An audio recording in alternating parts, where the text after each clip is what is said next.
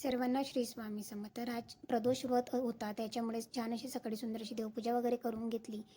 नंतर रुद्राभिषेकसुद्धा केला महादेवाच्या पिंडीवर आणि केंद्रात जायचं होतं म्हणून दोघांचा छान असा चहा घेतला. बऱ्यापैकी थंडी आता वाढलेली आहे.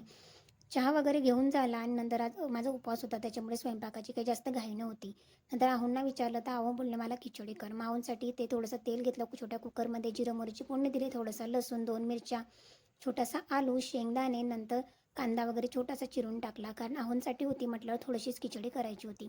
नंतर थोडंसं गरम मसाला टाकला, हळद टाकली, मीठ टाकलं, किचन किंग गरम मसाला टाकला आणि आहोंना मात्र इथे टेस्टी बट सिंपल अशी मुगाच्या डाळीची खिचडी आवडते, म्हणून याच्यामध्ये थोडीशी मुगाची डाळ आणि अगदी थोडेसे तांदूळ याच्यामध्ये ॲड केलेले होते, जेणेकरून आहोंच्या आवडीची म्हटलं खिचडी देऊ, जेणेकरून ते सुद्धा खुश होतील म्हणून मी ते छान अशी खिचडी बनवली. अगदी थोडंसंच पाणी टाकलं आणि मलासुद्धा बाहेर जायचं होतं, कारण उद्या गुरुवार आहे म्हणून काही थोडंसं सामानसुद्धा आणायचं होता पूजेचा, म्हणून ते लगेचच टाकून घेतलं. कामं होती तीसुद्धा दिवसभर आवरायची होती.